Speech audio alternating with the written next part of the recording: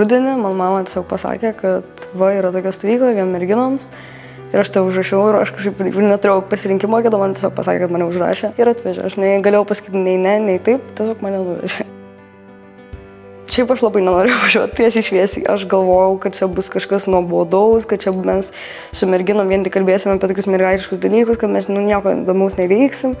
Tikrai, kad man nepatiks maniau. Buvau visiškai nustačius prieš Umą. Pirmas susitikimas man taip ir pasirodė, kad blemo, kas čia, kad man nefainai, man pasirodė, kai kurios merginos tikrai nelabai su joms bendravau. Galvoju, man čia nepatinka visiškai.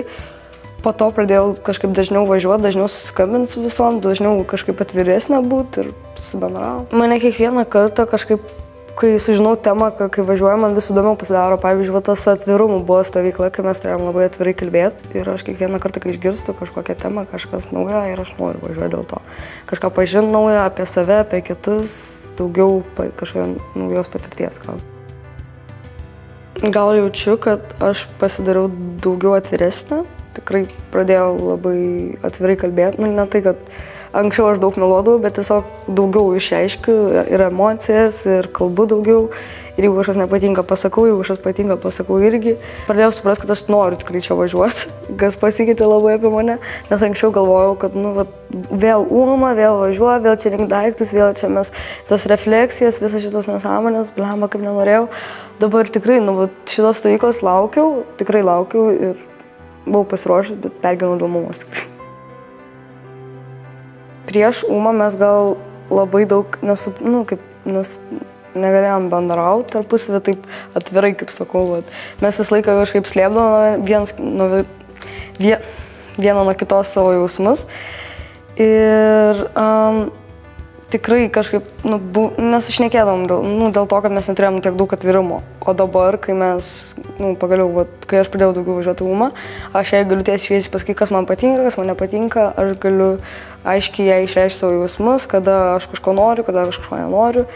Ir tikrai daug atviresnės santykiai pas mus. Yra kažkokios patirtis, kurios užeina už mano ribų, tos comfort zone. Ir aš tikrai nenoriu to daryti, bet aš vis tiek suprantu, kad man prireiks to. Ir man būna tie iššūkiai, kai man reikia perlipti tą comfort zone. Ir aš tai darau ir tikrai gaunu gerų patirčių. Kažką, jeigu išmokstu, tai aš bandau tą naują kažkokią patirtį, panaudoti ant kitų žmonių, kad juos kažkaip irgi įtraukti, kažkaip jiems padėti, jeigu jiems reikia tos pagalbos. Aš, pavyzdžiui, savo draugį irgi pasakoju apie visą šitą Umą, viskas, kad mes čia važiuojam kiekvieną savaitgalį, merginos, mes galim šnekėti apie savo visas problemas, kad mes pastoviai čia, turim tą merginų tokį, merginų vaibas, kai žiūri fainai, kad tiesiog yra atskiri merginos, tu gali ir atrodyti kaip nori, tu gali vaikščioti kaip nori, tu gali daryti, ne ką nori, bet kaip nori, nes kad tu žinai, kad tu esi tarp merginų ir man tai kažkaip labai saugiai yra.